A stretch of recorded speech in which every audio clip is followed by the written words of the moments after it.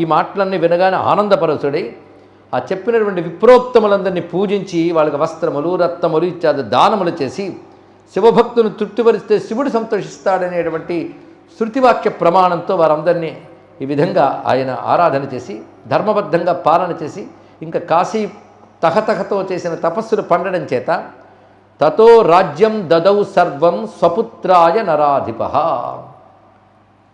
చెప్పా పెట్టకుండా పారిపోవడం కాకుండా తన రాజ్యాన్ని పుత్రుడికి ఇచ్చి పట్టాభిషేకం చేసి అతడికి రాజధర్మములు చెప్పి తాను సంకల్పాదులతో కాశీక్షేత్రాన్ని చేరుకున్నారు. కాశీకి చేరినప్పుడు సంకల్పాది నియమాలు ఉంటాయి. వాటికి శాస్త్రం ప్రమాణం ఏంటంటే జాబాలోక్త ప్రకారేణ సంకల్పాదాని నిర్మమ కృత్వాస నిర్యయవు రాజా కాశీముద్దిశ్య భక్తిత. కాశీకి చేరుకున్నాడు రాజ్యాన్ని విడిచిపెట్టి. ఎలాగ ఆ ఋషులు పెద్దలు చెప్పారో ఆ ప్రకారంగానే కాశీలో బహుకాలం జీవించాడు. కాశ్యాం శివకథాం శృణ్వన్ ఉవాస విధిపూర్వకం.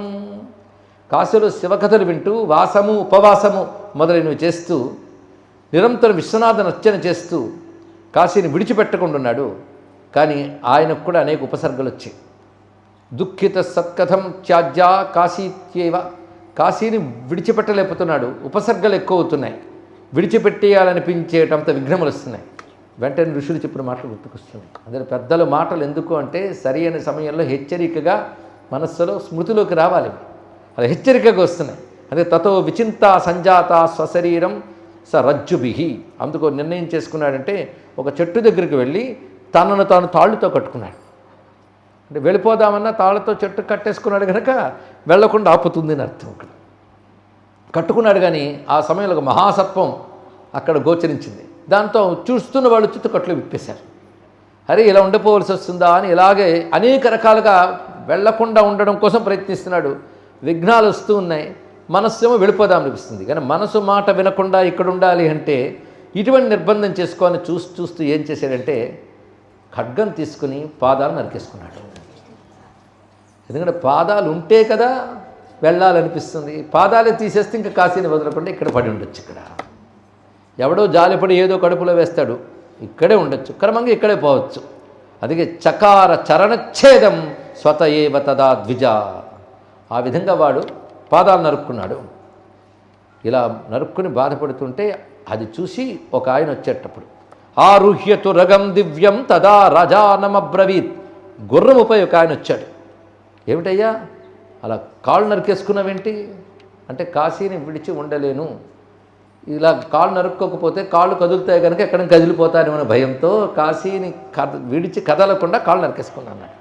అరే రే ఎంత పని చేసావు, నిన్ను ఇప్పుడే నేను బాగు చేస్తాను, నా గుర్రం ఎక్కు, నువ్వు నేను తీసుకెళ్తాను, నేను సంయోజయామి చరణవు యథాస్థానే నరాధిప. నీ పాదాలని యథాతథంగా అతికిస్తాను, ఎందుకంటే నేను వైద్యనాథుడిని సుమా అన్నాడు. ఇక్కడ వచ్చినవాడు ఎవడు? వైద్యనాథుడు. వైద్యంలో నేను చాలా గొప్పవాడిని. అహంతు వైద్య విద్యాయా సమర్థోస్మి. నేను వైద్య విద్యలో గొప్పవాడిని. సర్జరీలో అవన్నీ బాగా చేయగలను. తెగిన అంగాలను కూడా అతికించగలను నేను. సంధానం ఆ విద్య కూడా నాకు తెలుసుమా. అందుకే సంతి ఔషధాని రాజేంద్ర సద్య స్వాధ్యప్రదానిమే. నా దగ్గర ఎంత గొప్ప ఔషధాలు ఉన్నాయంటే సద్య స్వాస్థ్యప్రదాని, వెంటనే ఆరోగ్యాన్ని ఇవ్వగలిగేటువంటి ఔషధాలు నా దగ్గర ఉన్నాయి సుమా. అంతేకాదు తెగిన అవయవాలను అతికించగలను, విరిగిన ఎముకలను అతికించగలను. అంటే సంధాన విశల్య ఇత్యాదులన్నీ చేయగలను నేను ఇక్కడ. అందుకే నువ్వు ఇంకా ఆలోచించకుండా రా. పైగా నువ్వు కాళ్ళు తెగ్గొట్టుకోవడం వల్ల కాశీవాసంలో నువ్వు యాత్ర చేయలేవు. ఎన్ని చూడాల్సినవనే కాశీలో. తెగ్గొట్టుకుంటే ఏం చూస్తావు నువ్వు? వెళ్ళి గంగలో స్నానం చేయగలవా? లేకపోతే మణికర్ణికలో స్నానం చేస్తావా? విశ్వేశ్వర దర్శనం చేస్తావా? ఎవరిని చూడలేవు. బిందుమాధవుడిని చూడగలవా? ఏమీ చేయలేవు. కనుక ఏమీ చేయకుండా కాశీలో ఉంటే అది దోషం. దానికి ప్రత్యవాయ దోషం అంటారు. ఏది ఎలా చేయాలో అలా చేయాలి, దానికి ప్రత్యవాయ దోషం వస్తుంది. అందుకే చిన్న పాదస్య తే రాజన్ కథ యాత్రాధికం భవేత్. చిన్న పాద, తెగిన పాదాలతో నువ్వు యాత్ర ఏం చేస్తావయ్యా? పైగా కాశ్యాం విశ్వేశ్వర లింగాన్ని అదృష్టం ఏనయద్దినే. పైగా విశ్వేశ్వర లింగాన్ని చూడకపోతే దుర్దినం అని అనుకోవాలి. ఇంక నువ్వు చూడకపోవడం జరుగుతుంది కదా. అది అస్యాం కాశ్యాం నివసితాం నియమాచరణం వినా. కాశీలో నియమాలతో ఉండాలి. నియమాలు పాటించడానికి కూడా నీకు అవకాశం ఉండదు కదా. ఇటువంటి పరిస్థితుల్లో ఏమవుతుందయ్యా? అంటే ఇవన్నీ చెప్తున్నాడు. లింగాలు చూడాలి, ఎవరెవరిని చూడాలో మళ్ళీ వివరించాడు ఈయన. అందుకే అతో అశ్వం శీఘ్రమారుహ్య సమాయాహి మదాలయం. మా ఇంటికి రాను, గుర్రం నేను ఎక్కిస్తాను. నువ్వు ఒకవేళ ఎక్కలేకపోతే నేను వచ్చి నిన్ను ఎత్తుకొని ఎక్కిస్తాను, ఎక్కించి తీసుకెళ్తాను రా అనగా నేను ఎక్కనన్నాడు ఇక్కడ. ఎందుకంటే ఇప్పుడు ఎక్కాననుకో పాదాలు నువ్వు ఇచ్చేస్తావు, ఇస్తే మళ్ళీ వెళ్ళిపోవాలని బుద్ధి పుడుతుంది నాకు. అందుకే కిం పద్భ్యాం జీవనేనాపి కిం దేహేనాపి. కాశీని విడిచిపెట్టాక పాదాలు ఎందుకు, శరీరం ఎందుకు చెప్పు. ఇలా ఉంటూ ఇక్కడే వెళ్ళిపోతాను, నాకేమీ పర్వాలేదు. పైగా ఇలా ఉంటే నీకు యాతన వస్తుంది అన్నావు. యాతనేగా, యాతన వస్తే ఎవడొస్తాడు? భైరవుడు వస్తాడు. యాతన పడుతూనే భైరవుడిని చూస్తాను, అంతే కదా. యాతన అయిపోయిన తర్వాత శుద్ధి చేసి శివుడి దగ్గర పెడతాడు. పెడితే ఆయన తారకం ఇస్తాడు, నాకు ముక్తి పొందుతాను. కనుక ఎలాగోలా కాశీలో పోతే చాలు, నాకు కాశీలోనే ఉండాలి, కాశీ దాటి వెళ్ళను.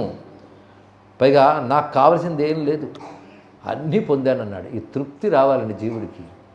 ఇంకా చాలదు, ఇంకా ఏదో అంటే భూమిని పాలించాను, భోగములన్నీ అనుభవించాను, చక్కటి సంతానం ఉంది. ఆ సంతానానికి నా దాకా మా పెద్దలు తెచ్చినటువంటి ధర్మాన్ని అప్పగించాను. ఎంత గొప్ప మాట అన్నాడండి ఇక్కడ. సంతానం ఎందుకయ్యా అంటే నీ పూర్వీకులు అనుష్ఠించి తెచ్చిన ధర్మాన్ని నువ్వు తర్వాత తరానికి అందించడం కోసం సంతానం. ధర్మం యొక్క కొనసాగింపే సంతానము. ఈ వాక్యం గుర్తుపెట్టుకోండి, ధర్మం యొక్క కొనసాగింపు సంతానం. అది చేయగలుగుతున్నామా ఆలోచించండి. ఆస్తులు ఇస్తున్నాం కానీ ధర్మాన్ని ఇవ్వట్లేదు. ఇద్దామంటే వీడు ఆచరిస్తే కదా ఇస్తాడు. కానీ తాను ఆచరించి పిల్లల చేత ఆచరించినప్పుడు సంతానాన్ని కన్నందుకు ప్రయోజనం అండి. లేకపోతే నాకు పిల్లలు ఉన్నారని చెప్పుకోవడానికి, వీడు పోగేసిన ఆస్తిని వాడు అనుభవించడానికి. నాస్తికుడైతే పోయిన తర్వాత ఎవరు అనుభవిస్తున్నారు ఎలాగో తెలియదు. అప్పుడు ఆస్తికత్వమే తెలుస్తుంది. పోయిన తర్వాత వాడు అనుభవిస్తున్నారు అనిపించుకోవడానికి ఆస్తికత కావాలి కదా. ఆస్తికత కావాలంటే ధర్మమే తర్వాత తరాలకు ఇవ్వాలని తెలుసుకోవాలి. ఇది ముఖ్యమైనటువంటి అంశం. ఇక్కడ ఈ చెప్పిన 3 వాక్యాల్లో చాలా సూక్ష్మమైన అంశములు ఉన్నాయి, గమనించి పాటించాలి. అవన్నీ నేను చేశాను. మయా నిష్కంటకా సర్వా పృథివీ పాలితా యదా. నిష్కంటకంగా రాజ్యపాలన చేశారు. అలాగే పుత్రుల్ని చక్కగా ధర్మంలో నియమింపజేశారు. రత్నాలు భోగాలు ఎన్నో అనుభవించాను, ఇంకా చాలు. శైవం పంచాక్షరం మహ్యం తారకం. నేను నిరంతరం అది చేస్తూ ఉంటాను. ఆ కారణం చేత పరమేశ్వరుడు నాకు చివరిలో ఇక్కడ తప్పకుండా ఆ తారకాన్ని తానే చెవిలో ఉపదేశిస్తాడు. నేను తరించిపోతాను. విచ్ఛిన్నౌ చరణౌ చాపి యథావద్యోజితౌ తతః. నువ్వు దాన్ని కలిపినప్పటికి కూడా నేను వెళ్ళలేను సుమా అని అంత దృఢంగా చెప్తే ఒక చిన్న నవ్వు నవ్వాడు. ఆ పాదం దగ్గర చెయ్యి రాశాడు ఆయన. రాసిన వెంటనే పాదాలు అతుక్కుపోయాడు. ఇక్కడ అతుక్కుపోగానే చూశాడు, ఏంటి ఈయన ఇలా చేశాడని. చూసేటప్పటికల్లా ఒక్కసారిగా ఆశ్చర్యకరంగా అద్భుత దర్శనమైంది. అనంత భాను సంకాసం చంద్రమౌళిం పినాకినం. అంతవరకు గుర్రం వచ్చి దిగిన మహారాజు గారు, ఆ యువరాజు గారు ఒక్కసారి ఎలా కనబడ్డారంటే కోటి సూర్య ప్రతీకాసమైన తేజస్సుతోనూ చంద్రశేఖరుడై పినాకధనుముని చేతిలో పట్టుకుని నానాభరణ విద్యోత శైలకన్యా సమన్వితం. అనేక ఆభరణములతో ప్రకాశిస్తూ శైలకన్య అయిన పార్వతీమాతతో గోచరిస్తూ గణముల చేత సేవించబడుతూ దేవతల చేత ఆరాధింపబడుతున్న పరమేశ్వరు దర్శనమైంది ఆ కీర్తీశ్వరుడికి. సంసేవితం గణవరై వివిధైశ్చ మహౌజసం. వివిధములైన గణముల చేత సేవించబడుతున్న మహోజసుడైన పరమేశ్వరుడు భాసయంతం బహువిధై సప్రభాభిర్దిశో దశ. ఆయన తనువు నుంచి వచ్చిన కాంతులతో దిక్కులన్నీ ప్రకాశిస్తున్నాయి. అలాంటి తతో దృష్ట్వా మహాదేవం భూపో భక్త్యా పునఃపునః ప్రణమ్య అభ్యర్చ్య. ఆ పరమేశ్వరుని మాటిమాటికి నమస్కరించి అర్చిస్తూ రాజు అంటున్నాడు, శ్రీ మహాదేవ దేవేశ ప్రసీద కరుణానిధే దేవతా సర్వభౌమ ఈశా శరణాగత వత్సల అంటూ అత్యద్భుతమైన స్తోత్రాన్ని ఇక్కడ చేశారు. అప్పుడు పరమేశ్వరుడు అంటున్నాడు, నృప కీర్తీశ్వర, ఓ కీర్తీశ్వర, ఏతన్నామతే సార్థకం ధ్రువం. నువ్వు కీర్తీశ్వరుడు అనే పేరు సార్థకమైపోయింది, నీదే సత్కీర్తి. ధన్యోసి కృతకృత్యోసి పరలోక పరోహ్యసి కాశ్యాం తవ ఈదృశీ భక్తిర్యాజాతా ముక్తిదాయని. కాశీపై నీకున్నటువంటి ఇటువంటి భక్తి ముక్తినిస్తుంది సుమా. ఇయం సా భక్తిరుత్పన్నా కాశ్యాం తవ నరాధిప సా భక్తిర్భూరిభాగ్యేన తపసా చ అభవద్ధ్రువం. కాశీపై ఇటువంటి భక్తి అంటే కాశీని విడిచిపెట్టననేటువంటి ఎన్ని ఉపసర్గలు వచ్చినా కాశీని విడిచిపెట్టననే ప్రీతి భావం ఏదైతే ఉన్నదో అది భూరి భాగ్యం ఉన్నవారికే లభిస్తుంది. అటువంటి భాగ్యవంతుడు నువ్వు. ఎందుకంటే రాజ్యభోగాదికం సర్వం పరిత్యక్తం త్వయా నృప. ఎందుకంటే కాశీకి వచ్చిన విషయించడం అంటే ఎన్ని విడిచిపెట్టి వస్తారండి, జాలి పడక్కర్లేదు, అన్నిటికంటే గొప్పది పొందుతారు వాళ్ళు. అందుకే నువ్వు చేసిన పని సామాన్యం కాదయ్యా, ఎవరు చేయలేరు. అందుకే కాశీ లాలస అనేది సామాన్యం కాదు. నువ్వు చేసింది రాజ్యభోగాదికం సర్వం పరిత్యక్తం త్వయా నృప శరీరం చక్తిముద్యుక్తం కాశ్యాం భూరి తపోబలాత్. రాజ్యం విడిచిపెట్టో, శరీరం కూడా విడిచిపెట్టడానికి సిద్ధపడిపోయావు. అటువంటి గొప్పవాడు నువ్వు, ఉపసర్గల్ని సహిస్తూ ఇలా ఉన్నావు. అందుకే నీకు నేను ఇచ్చినటువంటి వరం ఏమిటంటే, ఇకపై నీకు ఏ ఆటంకాలు ఉండవు, సుఖంగా కాశీలో ఉండు. నీ ఆయువు ఎంతవరకు ఉందో అంతవరకు ఉండు. ఎవడైతే ఒళ్ళో పెట్టుకు తారక మంత్రం ఇస్తాడో వాడు ప్రత్యక్షమై ఉండని చెప్తున్నాడు. చూడండి ఇక్కడ అయిపోయిందిరా, ఇచ్చేస్తాను, నేనేగా ఇచ్చేది అని అనలేదు ఆయన. ఎప్పుడు ఏది ఇవ్వాలో అప్పుడు ఇస్తాడు ఆయన కూడా లెక్క. ఇంకా నువ్వు ఉండాలి, కాశీని ఆస్వాదించు, హాయిగా ఆనందంగా ఉండు, దీర్ఘాయుతో కాశీలో ఉండు. అది సుఖేన సంవసత్ అత్రైవ, ఇక్కడే సంవస అత్రైవ, సుఖేన సంవసాత్రైవ, సుఖంగా ఇక్కడుండు. మదర్చన పరాయణ, నన్ను అర్చిస్తూ ఉండు. అంతేకాదు నృపతే జీవనాపేక్ష యావత్తావదనాతుర, పైగా నీకు ఆతురత అంటే శరీర బాధాతులు లేకుండా హాయిగా ఉండు. ప్రీతితో కాశీ యాత్రలు చేసుకుంటూ ఉండు. నీకు ఇకపై ఏ ప్రత్యూహములు ఆటంకములు ఉండవు సుమా. నిత్యయాత్రాదులు చక్కగా చేసుకో. మత్కథా శ్రవణాసక్త సంతుష్ట సర్వదా వస, ఎల్లవేళలా నా కథలను ఆసక్తిగా వింటూ సంతృప్తితో ఇక్కడ బ్రతుకు. నీకు చెప్తున్నాను, నభివిష్యతి తే రాజన్ కాలభైరవ యాతన, నీకు కాలభైరవ యాతన ఉండదు నేను చెప్తున్నాను.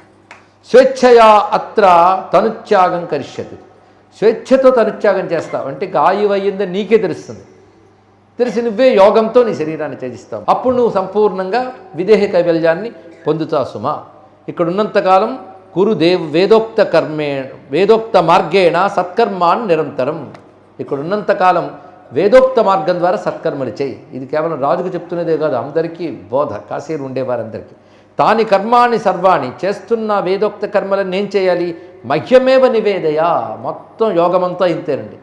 శాస్త్రం చెప్పిన సత్కర్మల్ని నాకు అర్పించడానికి చెయ్యి, చేసినా అర్పించు. చూసారా, మాట తిప్పి చెప్పినట్టు అనిపించింది. జాగ్రత్తగా వింటే, నాకు అర్పించడానికి చెయ్యి, చేసాక నాకు అర్పించు అంటే కర్మ చేసేటప్పుడే ఇది శివార్పణ బుద్ధితో చేస్తున్నాను స్పృహతో చేయి, తర్వాత శివార్పణం చెయ్యి అని చెప్పి నేనంటే ఏమిటో చెప్తున్నాడు ఇక్కడ. అహమేకో వేద విద్య సర్వ వేదాంత సంస్థుత అంటూ ఒక రకమైన శివగీతని చెప్పాడు ఆయన. ఇక్కడ శివతత్వ ప్రతిపాదన చేస్తున్నాడు. ఎవరు?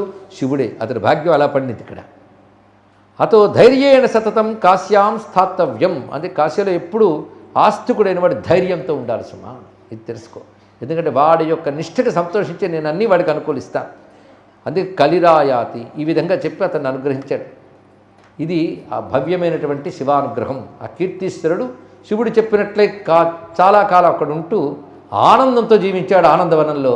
చివరకు తనువు త్యజించి ముక్తి పొందాడయ్యా. అంటే కీర్తీశ్వర వృత్తాంతాన్ని చెప్పాడు. చూసావా, అతను చరణాలు నరుక్కుని కూడా ఉన్నాడంటే ఆ నిష్ఠ ఉండాలి. కాశీ యందు ప్రేమ ఉంటే విడిచిపెట్టే బుద్ధి వెయ్యదు.